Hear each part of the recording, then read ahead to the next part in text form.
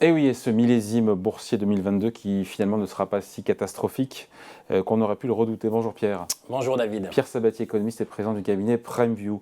Tous les marchés boursiers, on le sait, on l'a largement commenté ici sur Boursorama, se sont repris depuis la fin septembre. 1000 points de gagnés quasiment pour le CAC 40. Les marchés qui ont voulu saluer des bonnes nouvelles parce qu'il y en a eu. On va comme les rappeler, l'inflation qui semblerait être sur un point d'inflexion, un gros morceau du chemin qui est réalisé par les banques centrales en matière de taux d'intérêt. Voilà, donc il fallait, avec peut-être l'espoir qu'elles augmentent toujours, mais un petit peu moins leur taux d'intérêt, il y avait des choses à saluer quand même. Bien sûr. En fait, il y avait surtout une thématique à clôturer. Et c'est un peu ça, c'est ce que vous venez d'évoquer. Hein. Et donc on est sur ce point, nous, depuis longtemps. En fait, la thématique de 2022, jusqu'au mois d'octobre, en novembre, en réalité, a été la thématique inflationniste. Celle qui a coûté à tout le monde, coûté au marché actions, coûté au marché obligataire. Attention, hein, quand vous dites ça, c'est plutôt pas trop mal terminé, mais il faut quand même avoir en tête que dans la profession en fait, du patrimoine, c'était une année absolument horrible. Parce que, je parle des actions. Mais évidemment, mais quand on parle en fait, de l'ensemble des marchés financiers, on a eu et les actions et les obligations en fait, qui ont baissé, ce qui fait que la position actuelle est très difficile à tenir parce que quand vous aviez en fait, des clients qui visaient à avoir une gestion prudente, vous savez, la prudence, on le faisait beaucoup avec l'obligataire. Quand l'obligataire baisse autant que les marchés actions, vous retrouvez avec des niveaux, voire plus, vous retrouvez avec des niveaux finalement de performance sur l'ensemble de votre année qui sont absolument détestables, horribles et surtout qui sont en inadéquation avec la promesse qui a été réalisée, celle de la prudence, donc d'une certaine manière, privilégier la gestion du risque à la génération de performance. Et donc, d'une certaine manière, on voit cette thématique inflationniste qui a fait terriblement mal. Elle finit par être mise de côté par les investisseurs à juste titre pour nous, hein, à savoir que les pics d'inflation, alors en Europe, on n'y est pas encore tout à fait, mais on a bien compris qu'aujourd'hui, les risques d'inflation de second tour étaient extrêmement peu probables et que cette thématique-là, qui a marqué l'année 2022, est progressivement à mettre de côté. Donc la question fondamentale maintenant, c'est quoi la thématique qui suit? Parce que vous savez, nous sommes sur les marchés financiers relativement simples. Hein. On ne peut pas traiter plusieurs thématiques à la fois. On en a eu une en 2022. Alors, quelle sera la prochaine en 2023? Alors pour nous, et d'ailleurs, on est à peu près tous d'accord là-dessus, c'est pour ça qu'on est tous assez mal à l'aise avec le rebond actuel. La thématique qui suit, c'est la thématique récessionniste, la thématique de l'économie réelle. 2022, ce n'est pas un choc d'économie réelle, c'est un choc financier. De l'inflation, la peur que l'inflation, à terme, rentre dans les tuyaux et devienne incontrôlable. Donc, une réaction des banques centrales qui montent les taux directeurs, mais pour l'instant, il n'y a pas eu d'ajustement. On commence juste à voir... L'ajustement économique... C'est maintenant. On est dedans en Europe. On a déjà commencé aux États-Unis où tous les indicateurs avancés en fait, se dégradent à toute vitesse lorsqu'on regarde au cours des... Enfin, on les compare au cours des...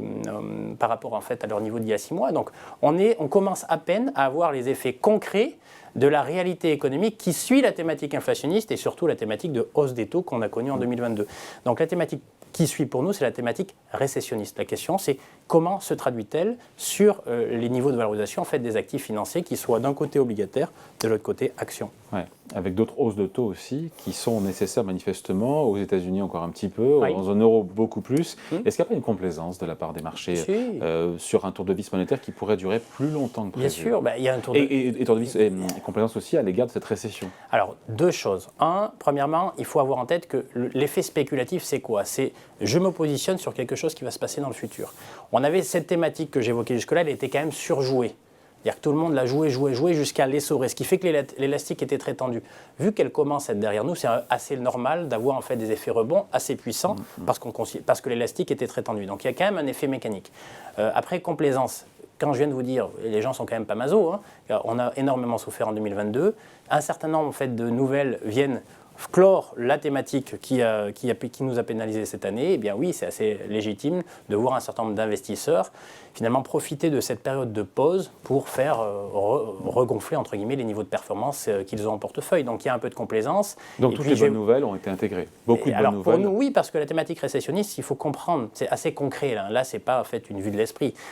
Vous avez raison, les niveaux de taux vont rester élevés sur les taux directeurs. Il ne faut pas confondre, on arrête d'augmenter ces taux directeurs ou on va moins les monter avec, on les baisse. Ah non, premièrement. Ça, on n'y est pas. Donc là, déjà, on est sur des niveaux qui sont relativement élevés. Ça veut dire quoi? Ça veut dire que sur l'économie réelle, les conditions de financement ne vont pas s'améliorer du jour au lendemain. Ouais. Donc on va voir progressivement et mois après mois, finalement, la demande finale, celle des ménages et des entreprises, continuer à se dégrader, ce qui commence déjà à se lire au cours des derniers mois récents.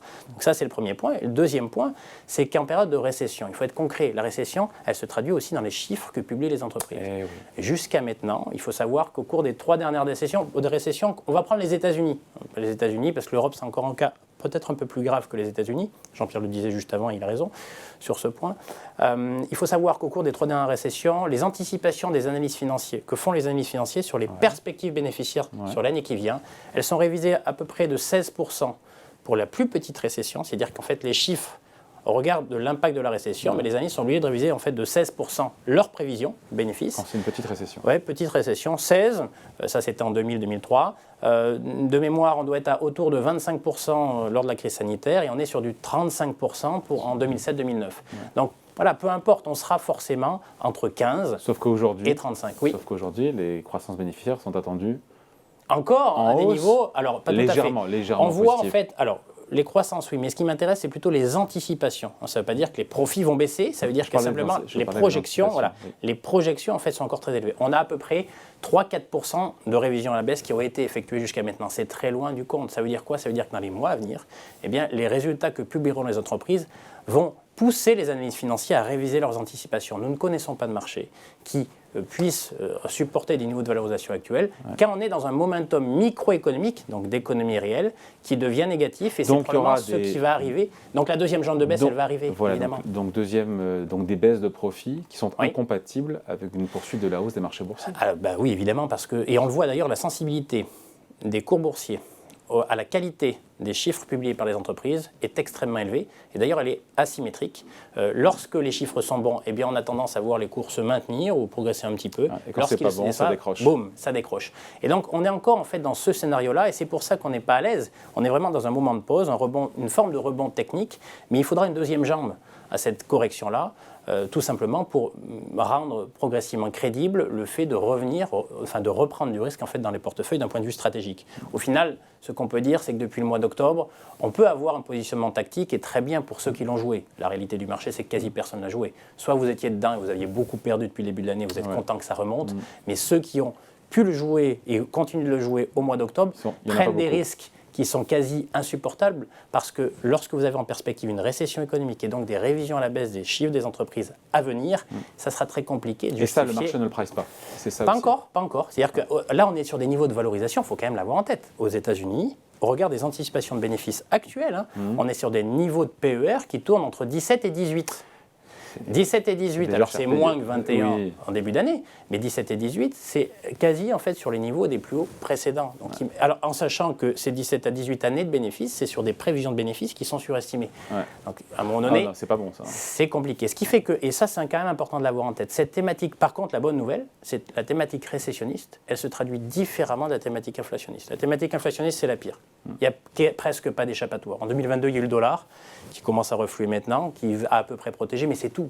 Il n'y a rien en fait n'a monté, parce que c'était vraiment une correction, comme je le disais tout à l'heure, en fait, purement financière. La deuxième partie de la thématique récessionniste, elle sera probablement beaucoup plus différenciée qu'en 2022, beaucoup plus sélective. Il est probable que la classe d'actifs obligataires revienne sur le devant de la scène, pour une raison toute simple. Si je vous avais dit il y a 1 an ou il y a 2 ans qu'il aurait été possible d'acheter en fait, des obligations d'entreprise qui vous rémunèrent du 5% au cours des 10 prochaines années, vous m'aurez dit quoi? Ben non. Donc ça recrée évidemment des conditions de marché qui sont formidables à partir du moment où on met la thématique inflationniste grosso modo derrière nous. Donc là, on va vraiment avoir probablement à nouveau une corrélation négative entre marché obligataire et marché des actions. D'un point de vue patrimonial, c'est mieux. C'est mieux, mais c'est surtout, en fait, ça c'est le premier point. Le deuxième point, y compris sur les marchés actions, l'année était extrêmement difficile parce qu'aucune tendance ne s'est dégagée. Et il n'y avait pas de tendance sectorielle véritable, hormis l'énergie, qui a été portée par en fait, l'augmentation des prix de l'énergie. Attention, en fait, ceux-ci ont déjà beaucoup reflué, donc ça ne sera pas forcément si facile. Mais il y a eu assez peu de discrimination sectorielle. Dans une thématique récessionniste, au final, on est beaucoup plus sur de l'économie réelle. Et dans ce cadre-là, si on va avoir des corrections sur les marchés actions globaux, et c'est quasi obligatoire au regard de ce qu'on s'est dit ensemble, on devrait avoir en fait des différences assez fortes entre la nature des valeurs qu'on va acheter, la nature des entreprises cycliques, donc sensibles au cycle économique, qui risquent d'être pénalisées, alors qu'elles ne l'ont pas été jusque-là, ou même voir les values, plus au profit en fait de secteurs plus défensifs, comme l'agroalimentaire, comme la santé, voire même des valeurs de croissance qui ont été beaucoup pénalisées par la hausse des taux en fait en 2022. Donc on risque d'avoir finalement un marché beaucoup plus de stock picking, de gestion active dans lequel il va falloir être sélectif. Les conditions de marché pour nous sur les marchés actions ne sont pas réunies pour avoir, pour sonner le glas finalement de la correction de 2022. On va passer à une thématique qui n'est pas très rose pour ces marchés actions-là, mais on va avoir probablement des opportunités de discrimination au sein du marché en fait pour les gens qui savent repérer les bons élèves des mauvais élèves. Discrimination positive. Merci Bravo. beaucoup. Point de vue signé Pierre Sabatier pour le cabinet PrimeView. Merci Pierre. Merci David. Salut.